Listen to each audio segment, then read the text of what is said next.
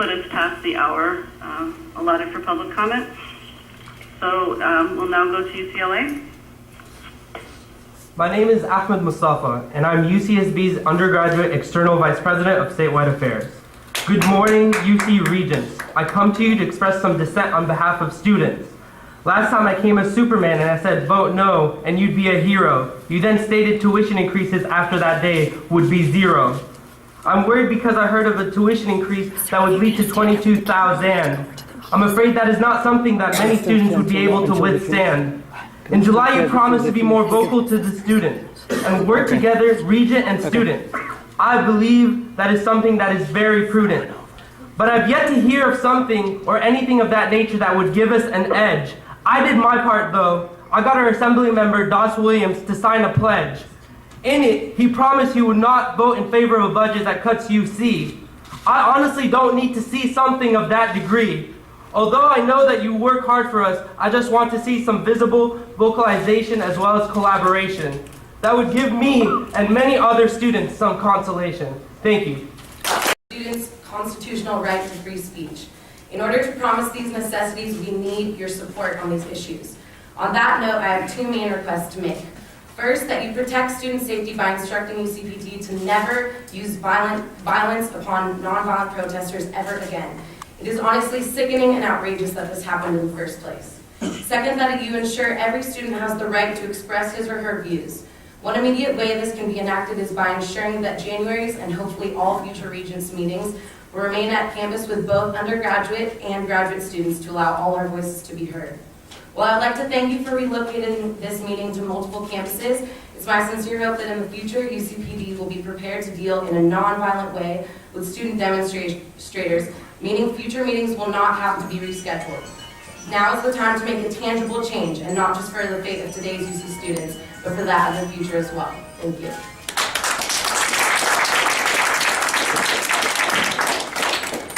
My name is Harrison Weber, and I am the undergraduate president for the University of California, Santa Barbara, speaking on behalf of over 17,000 of my fellow UC undergraduates. We come to you today to look toward your leadership. In fact, because of the events over the past month, the world is looking toward your leadership. And leadership in this case means honoring the message that was embarrassingly, shamefully, and violently repressed at UC Davis and UC Berkeley this past month. That message, again, loud and clear, is that a UC that costs over $22,000 is not only a betrayal of the state's promises in the past, but an assault on the future economic recovery of the state of California.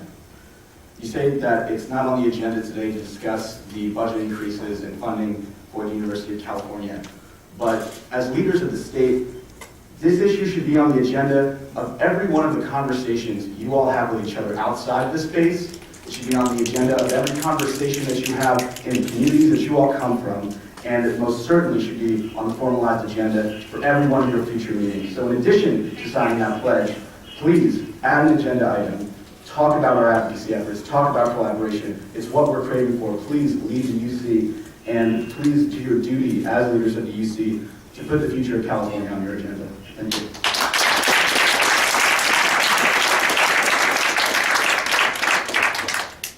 Good morning, my name is Raquel Sass, and I'm the Academic Affairs Commissioner for UCLA's Undergraduate Student Association.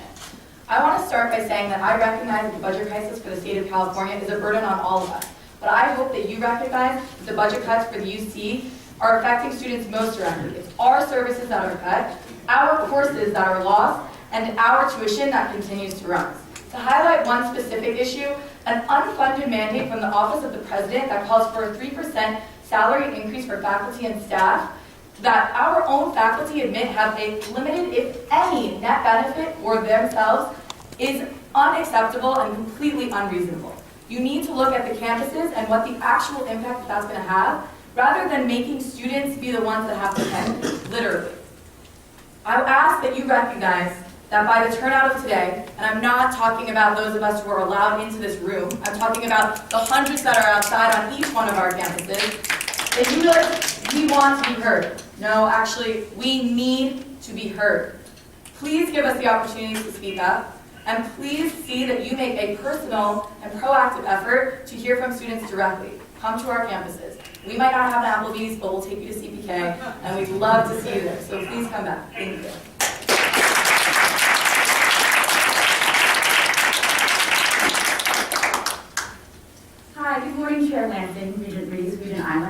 My name is Joelle Gamble, and I'm the External Vice President for undergraduates here at UCLA. So why is it that I'm able to name your names without looking at your name tag, but other students out there don't know who you are? That's because there is a barrier that is separating you from the rest of us, when it really should be a collective us advocating for the University of California.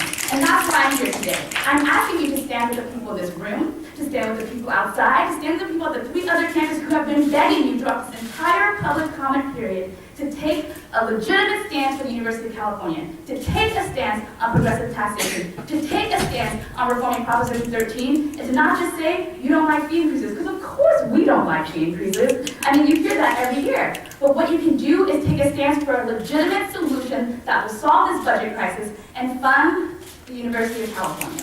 And that's why we're here.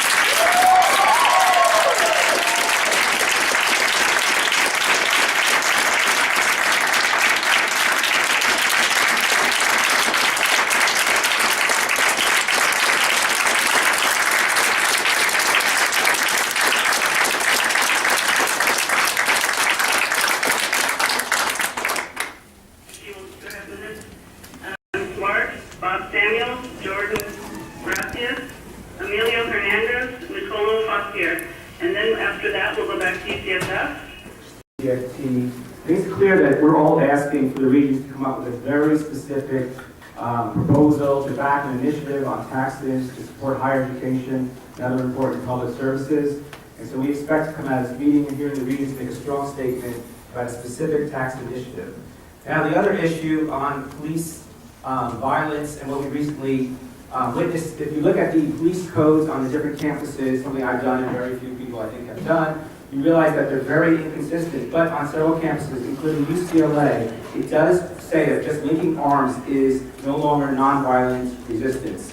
And this redefinition of what nonviolent protest is causing a lot of problems on the campuses. There's also now the use of non-lethal, quote-unquote, non-lethal weapons, which also creates a very big gray zone of when the police should act and when they shouldn't act. So we need a coherent policy, we need straight rules, and we should follow what they do all around the world at universities and at private universities in the United States. We should disarm the police, and we should have the police support us and protect us. Thank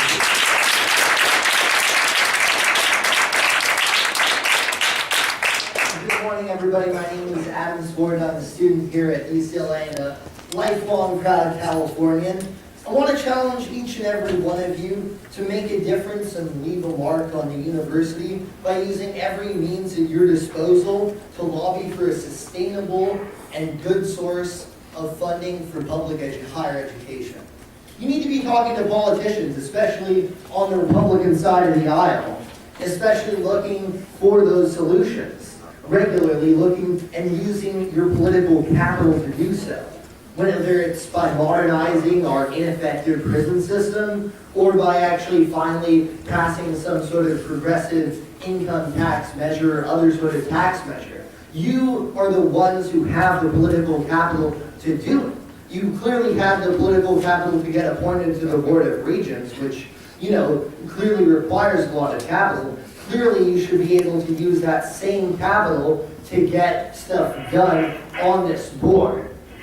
You have the chance to really make a legacy on our state, not just to be someone who comes to a meeting once every so often and votes. You can actually make an impact on this state. 20 years from now, your children and grandchildren can look back and say, look, Can we hear from them? Or will see? I'm sorry, what is it? Still there? Yeah, I'm still here. Well, I need another speaker. We can move on to UCSF. And once the other three are ready to speak? Yes. Go ahead and tell her Okay, yes, go they're ahead. ready. Yes. Thank you. Tell them yes, they're ready to speak. We're ready to speak. Go ahead. Go ahead. Hi, my name is Nicole Botheas. I'm a UCLA student. I know that we all, including you, the Regents, are outraged at the police conduct at Davis and Berkeley, but this does not change the facts of what happened. Positions of authority made misleading or immodest claims. President Udall, you have made at least 2 of these claims this morning. First, you beat me on November 9th at UC Berkeley. You beat me while I lay on the ground in fetal position. Do not tell me that you are committed to protecting free expression and you are shocked by what happened. I will do it. At Berkeley in 2009, I will do it. UCLA in 2009, pepper sprayed at UCSF in 2010. and at Davis and Berkeley earlier this month. Systematic repression in evidence-based claims are not credible. Second,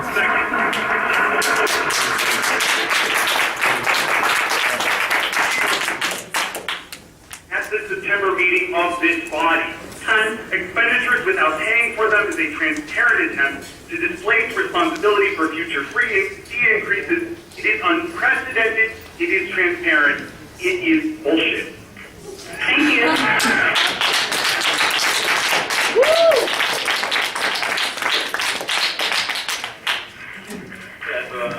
So my name is Emiliano Gilbon, Carlo West, State Airtime.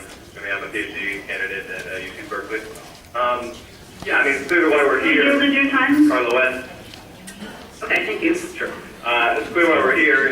Transparency. Real commitment to state revenue generation on the part of you guys, and an end to the police brutality on our campuses. Regarding the latter, I mean, it's not enough to say that we're satisfied to do saying we need to see people actually lose their jobs over this, and there needs to be, without any need for investigation, a specific statement that in the future, at all campuses, there will not be any use of violence to police non-violent protests, even if they're civil disobedience.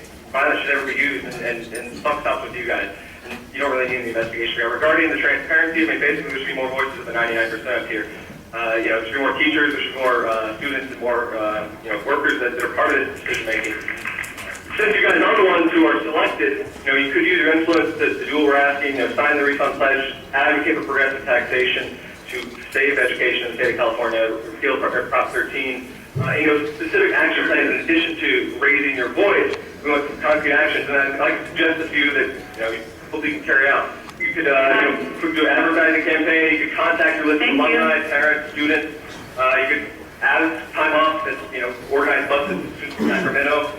You could do matching funds grants. People do a private contribution, get the state matches funds. There's a lot of things you could do. I'm sure you guys are right. You can figure those out, but you haven't done them yet. We want to see that happen. Time, please.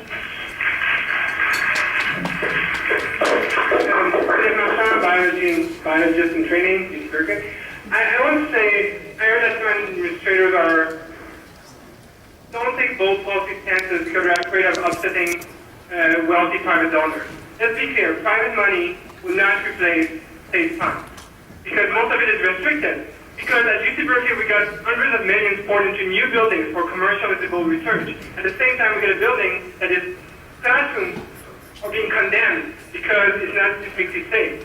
So I think if corporations and the wealthy want to contribute to education, that's great. They should do it like everyone else through a progressive tax system. And that's why I support the goals of the Reform California campaign. I think a debt-based education system only benefits banks.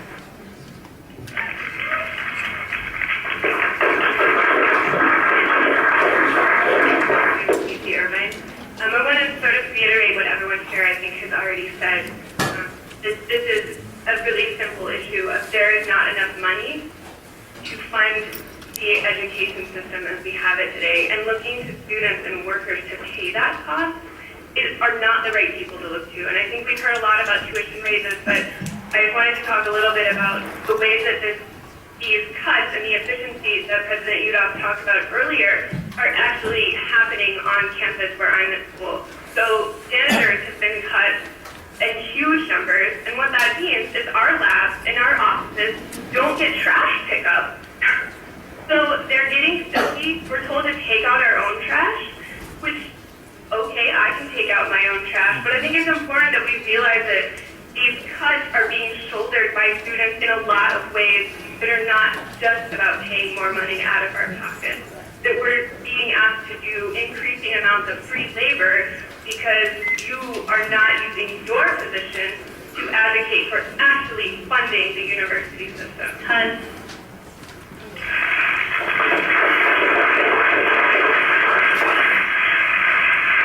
Okay, to reach the extra half hour we've allotted, I'm going to call on one more person from each side. If that person's not there, or you want to substitute somebody else, that's fine with me. And then at the end, we will hear from Claudia Magana, who's the president of UCSA. So we'll go back to Davis, Janetta Orta, if you're there, or whoever you'd like to speak. Merced, Megan Thiel, Los Angeles, Barry Eidlin, and San Francisco, John Elric. So Davis first, one speaker.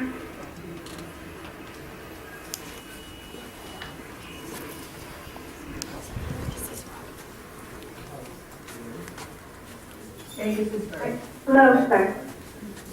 My name is Robin Marie Averbeck. I'm a graduate student here at UC Davis. I just want to say a few things about the nature of meetings like these. I want to point out that there is another Regents meeting scheduled for earlier this November 9th in San Francisco, but it was canceled due to supposed rogue elements at the last minute. This is a transparent manufactured excuse, and I think it shows what happens when the Regents are actually going to have to face the students and it's that they run. And today we've heard a lot about how everybody here is very sympathetic and cares about public education and the safety of the students. But I want to remind everyone that's always what's said at meetings like this. And it's at these same meetings over the past decade and more that fees are up and up and continue to be voted. So quite honestly, I'm not interested in a false dialogue with a body, the UC Regents, that is not democratically accountable to the students or any members of the community, who clearly is not interested in preserving the public university, is not people who are invested in it, as so many people have pointed out there. And for us not to be distracted by the nature of meetings like this to make us feel like we're being heard, when in reality the very fact that we're sitting here in a teleconference shows how absurd it is. Thank you.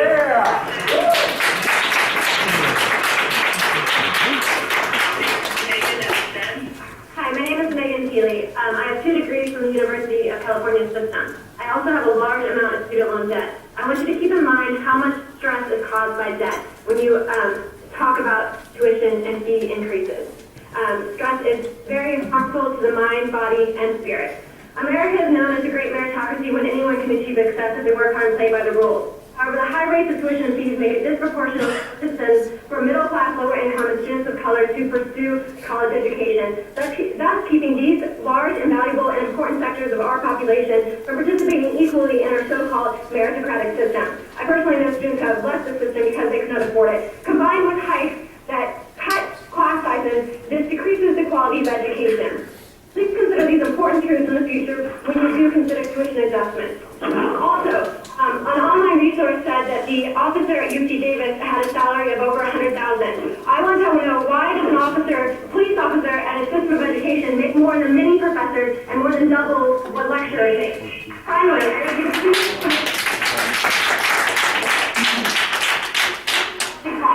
use your voice to advocate for increased taxes on the wealthiest in the society to support our public education. Thank you.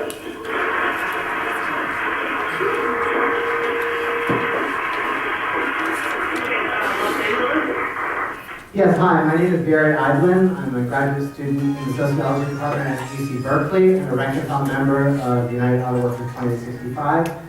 And I'm here because since your actions over the past year seem to demonstrate a lack of understanding of who you represent, I would like to remind you of what we, the students, are not. We're not collateral for you to use to float bonds to fund building construction and pad against their salaries. We're not a profit center to generate further university revenues. And we're certainly not here to serve as an easy source of loan, interest, and fees to line your bank balance sheets. What we are is the future of California. We are the source of new ideas for this state, for this country, for this society. But these cuts and tuition hikes are taking away that future. And there is a solution. There's an easy solution, and we've been talking about it here. You can sign the Refund California Pledge. I urge you to do that today. If you really do stand with us, if we are to take you at your word, there's no excuse not to. Thank you.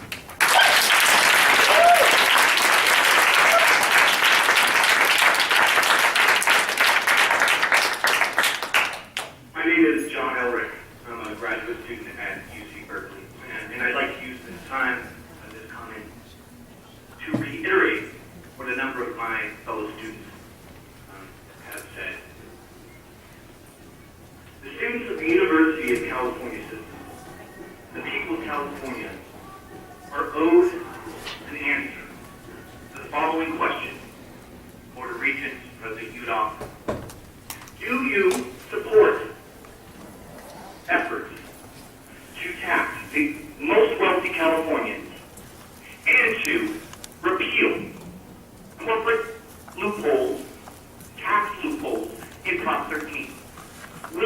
sign the pledge that we have provided you today in an effort to refund vital public services like public education in California. We expect an unqualified answer from each one of you. This is what we expect. And if you do not stand with us in supporting these efforts, then you stand against us. Thank you.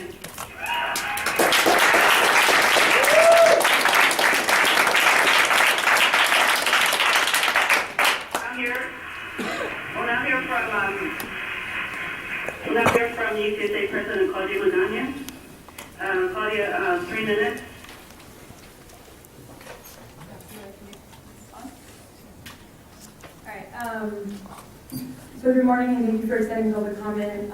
This has been a very powerful session of public comment. I think there's been a shared theme and a set of expectations set for you all throughout the messages across all the campuses.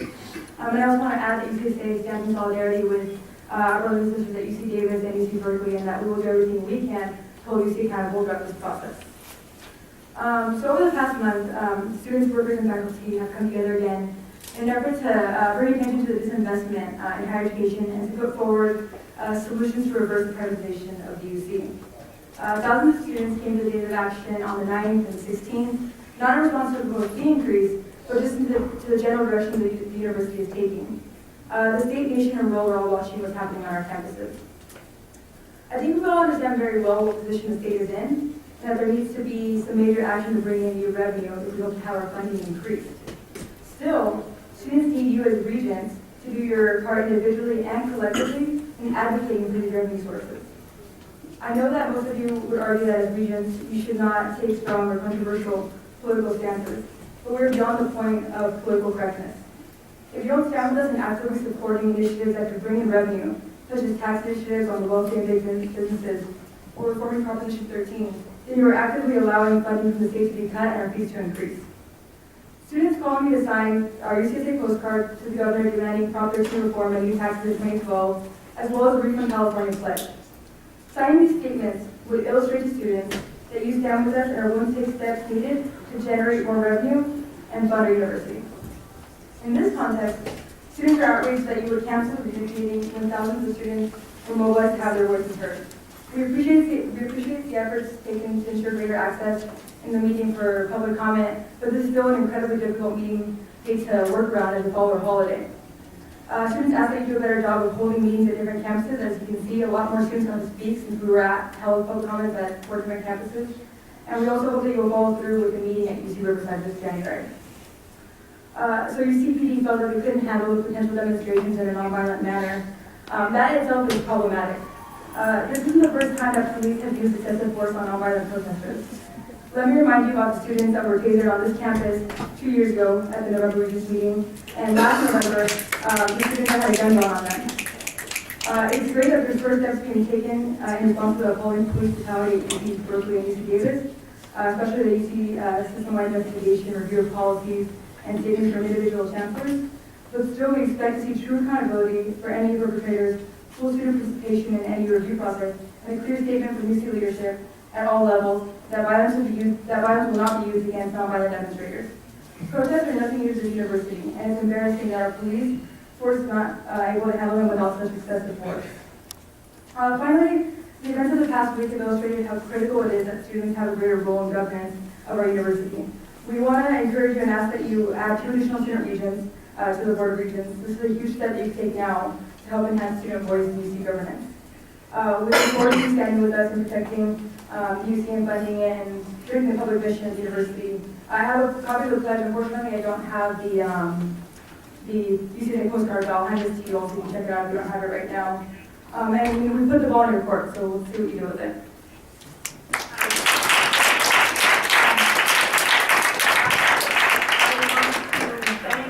Madam Chair, let us continue until we're done speaking. Well, I have something to say. I want to thank all of you who have participated and for all of your comments. And I speak on behalf of all of us in saying that we've heard you. And I know that due to the unusually high number that not everyone did get a chance to speak. So I'd like to speak to Alfredo Morales as well as Regent Designate Jonathan Stein and say that I would like to continue this dialogue, and I know that some of my fellow regents will want to join me, and visit each campus over the next few weeks so that I can continue this dialogue along with some of the regents who wish to join me and hear more of your concerns, because we hear you and we share your concerns. So Regent Ms. Morales and Regent Designate Jonathan Stein, can you please facilitate that for me? Are you there? I'm sorry, will you repeat that? I'm sorry. I would like your help, because I would like to continue this dialogue, and I would like to visit each of the campuses and meet with the students and other leaders and continue the dialogue that we started today. And I need your help to facilitate that, and I'm asking for that. Oh, happy to do so. We've heard how powerful the student voice is, and we need to keep hearing it. Thank you. In addition to that, I would also like to ask the students for help in something else. I've been listening to you, and there's been some common themes. And one of the themes that I've heard is over and over again that we need to use our voice more and more in Sacramento. You have a very, very powerful voice. You're very, very good at this. I will say, in all honesty, I think you're better at this than we are. So I would like to work with you and all of my regents together. And again, I call on Regent Alfredo Morales and Regent Designate Jonathan Stein to help us organize a protest in January where we will march together with you side by side on the steps of the Capitol to stop these tuition and budget cuts for the University of California and for the community colleges and for CSU. And again, I'd like to ask you, Alfredo and Jonathan, if you can help us work together to do that, so that we can use our voices and your voices to work together, as well as all the staff and all the various people that work at the university, the faculty, everyone. Can you help us facilitate that? Of course. So we want to work with everybody, but we need to also come up with new revenues that we can bring to the state to say that we're willing to support, because they're in as tricky a position as we are. So happy to work with you, and we just got to come up with some solutions. All right. Well, with that said, again, I want to thank you, and I know that I really want to thank you so much for your passionate and intelligent comments, and tell you that we are hearing you, and we do so very much want to work with you. I know that President Yudof had some final comments as well. Yeah, thank you, Madam Chair. I also learned a great deal from all the comments we've heard today, and we will do our best to carry out many of the suggestions the students are making. I did want to say something about the investigation at Davis. Chief Bratton is in charge of the fact-finding. The relationship with us, this outfit, Kroll, last year and a half, has primarily done some background checks on certain hired people who work with children or in the hospitals. Also, when we've had threats to some of our researchers who deal with animal research. I don't see any conflict problem. You may, I don't. But what I want to say is this. I've asked former Justice Cruz Reynoso, who I think is one of the country's leading civil rights lawyers, former Associate Justice of the California Supreme Court, law degree from Berkeley, son of a farm worker, winner of the Presidential Medal of Freedom in 2000, to chair the task force. And I think Justice Reynoso will be absolutely fair, and as a man year after year throughout his entire career has indicated his dedication to protecting the civil liberties of people in this state and across the country. The rest of the committee will be named later. We need nominations from the students, student government. We need nominations from the faculty and staff and so forth. But Justice Reynoso, who also is an emeritus professor at UC Regents, has agreed to undertake this task. And I think having the fact-finding and a report to Justice Reynoso and his task force, in addition, a report to Chancellor Katehi and to me, that we will get to the bottom of the difficulties at Davis in a very satisfactory, objective way. And I think we need to do that. We need to investigate. And I completely agree about the definition of nonviolence and the need to make sure that we do not meet nonviolence with violence, even when people engage in unlawful behavior. You can have unlawful behavior, which nonetheless is nonviolent, And then we need to deal with that. And we will deal with that. And we will set out new rules. And we will clarify. But it's going to take a while. And I think Dean Edley and the General Counsel, Justice Reynoso, we'll get to the bottom of this and get back to you shortly with, we hope, a new set of guidelines and rules for engagement by the police with non-violent protests on campus. So let me stop there. I'd now like to thank you, President Udoff. I'd now like to recognize Faculty Representative Bob Anderson for some remarks. Thank you, Madam Chair. I'll be brief. 48 hours after the pepper spray incident at Davis, I convened an emergency teleconference with the Academic Council. We were dispersed around the globe. I was in Korea. The Vice Chair was in Vietnam. Others were on the East Coast of the United States. But virtually all members of the Council participated and unanimously adopted the following four statements that I'd like to read. Number one, we are outraged by the display of force against members of the UC community that we have seen at the Berkeley and Davis campuses. Number two, it is essential that there be a clear chain of command, with the Chancellor accepting ultimate responsibility for actions of the police who must be trained to respond appropriately to protests. Three, campuses should exercise restraint in responding to peaceful protests and seek to resolve the situation through dialogue. And number four, we support the right of free speech and peaceful protest by all members of the university community. We reaffirm our opposition to the state's disinvestment in higher education, which is at the root of the student protest. Thank you. That concludes my remarks. Thank you, Bob. So again, I want to thank everybody for their comments and say that I am looking forward to meeting and continuing the dialogue with all of you on your individual campuses, as well as all of us standing side by side together in Sacramento to stop further cuts to higher education and working with our fellow CSU and community colleges to stop this and standing side by side in solidarity to stop this. With that said, I now turn it over to the Committee on Finance. Bruce Barner, Regent Barner.